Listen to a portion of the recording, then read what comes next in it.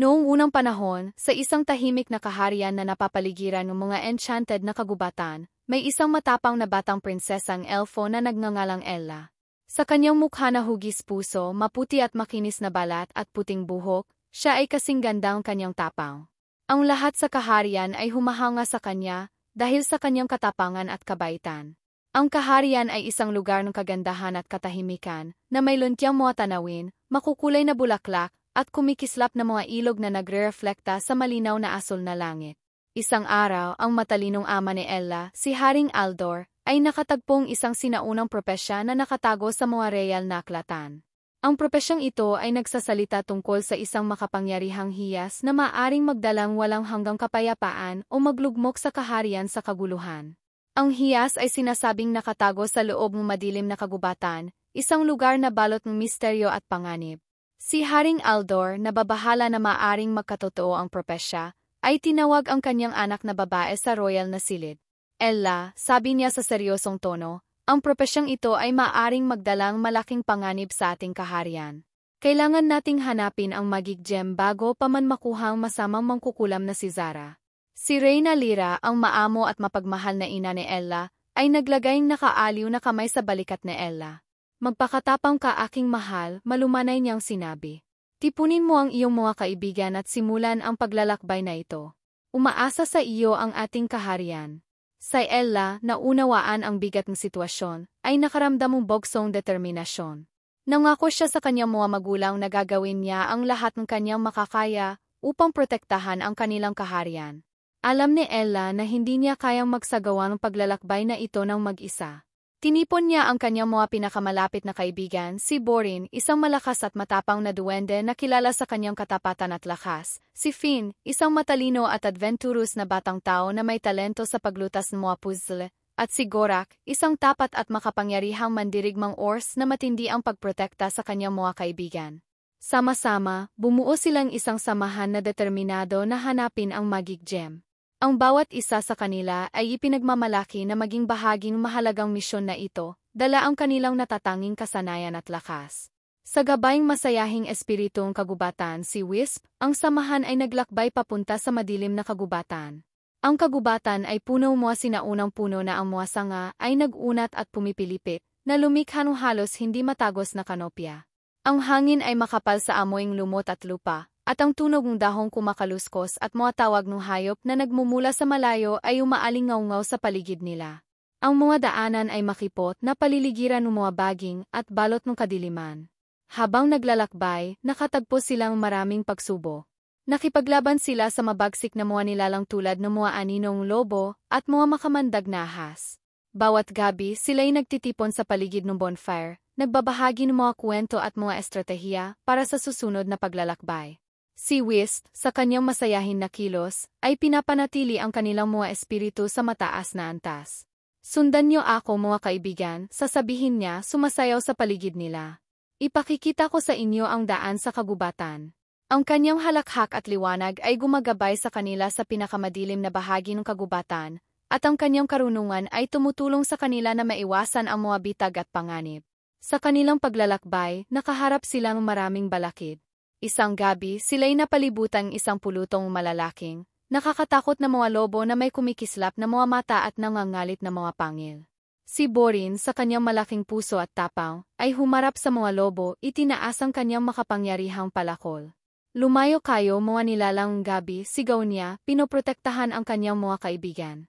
Ang mga lobo nararamdaman ang kanyang katapangan, sa huli umatras sa mga anino. Sa ibang pagkakataon, nakatagpo silang isang sinaunang batong tarangkahan na natatakpan ng mga runa. Si Finn, sa kanyang matalinong isipan, ay pinag-aralan ang mga inskripsyon at nalutas ang palaisipan na nag-unlock sa tarangkahan. Ito ay isang palaisipan, sabi niya, sinusundan ang mga simbolo sa kanyang daliri. Ang sagot ay nasa mga bituin sa itaas at sa lupa sa ibaba. Sa ilang matalinhagang galaw, binuksan niya ang tarangkahan na nagpapahintulot sa samahan na makalusot. Si Gorak, sa kanyang makapangyarihang lakas, ay nag-angat ng mga natumbang puno at naglilinis ng mga bato na nakaharang sa kanilang daan. Ang kanyang mga kalamnan ay nag-ugat, ngunit ang kanyang determinasyon ay hindi nagbabago. Mararating natin ang ating destinasyon, matatag niyang sinabi, hinihikayat ang kanyang mga kaibigan na magpatuloy sa paglalakbay.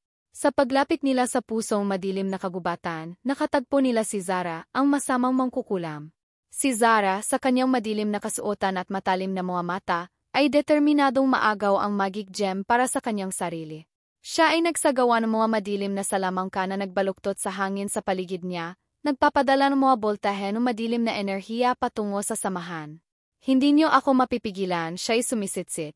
Ang hiyas ay magiging akin at ako ang maghahari sa kaharian. Si Ella sa tapang kanyang puso ay humakbang pasulong. Hindi ka namin papayagang kunin ang hiyas, Zara, ipinahayag niya. Maghanda kang harapin ang kapangyarihan ng pagkakaibigan at katapangan.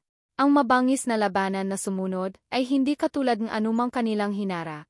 Si Ella at ang kanyang mga kaibigan ay matapang na nakipaglaban, gamit ang kanilang natatanging lakas upang labanan ang madilim na salamangka ni Zara. Ang lakas ni Borin, ang talino ni Finn at ang lakas ni Gora, na sinamahan ng tapang ni Ella, ay lumikhang isang hindi mapigilang puwersa.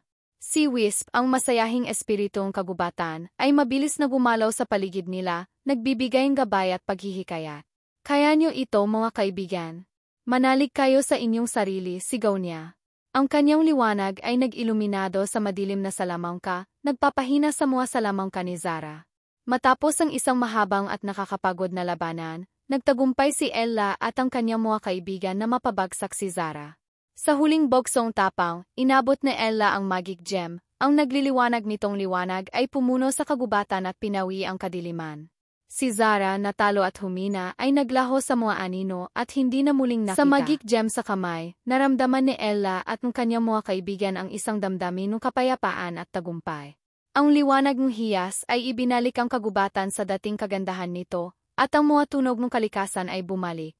Ang mga ibon ay kumakanta, ang mga dahon ay humuhuni, at ang banayad na simoy ng hangin ay nagdalang isang pakiramdam ng pag-asa at pagbabago. Bumalik si Ella at ang kanyang mga kaibigan sa bahay bilang mga bayani. Sila ay tinanggap ng may tuwa at selebrasyon sa bawat sulok ng kaharian. Si Haring Aldor, na may mga mata na punong pagmamalaki, niyakap ang kanyang anak na babae. Mahal kong Ella, ipinakita mo ang malaking tapang at karunungan, sabi niya. Si Reyna Lyra, na may mga luhang kagalakan sa kanyang mga mata, ay nagdagdag, ligtas ang kaharian dahil sa iyo at sa iyong mga kaibigan. Isang malaking pagdiriwang ang ginanap sa kaharian. Lahat ay nagtipon upang parangalan ang kanilang mga bayani. Ang Royal Courtyard ay pinalamutyan ng mga bulaklak at mga bandila, at ang tunog ng halakhak at musika ay umaalingaw-ngaw sa hangin. Si Ella at ang kanyang mga kaibigan ay sinalubong pagmamahal at paghanga. Ang kanilang katapangan at pagkakaisa ay naging usap-usapan sa buong kaharian. Hindi kailanman nakalimutan ni Ella ang mga aral na natutunan niya sa paglalakbay na ito, naunawaan na sa suporta ang kanyang mga kaibigan, maaari niyang mapagtagumpayan ang anumang balakid. Habang papalubog ang araw sa kaharian, na nagbigay ng mainit na liwanag sa pagtitipon, tiningnan ni Ella ang kanyang mga kaibigan at pamilya.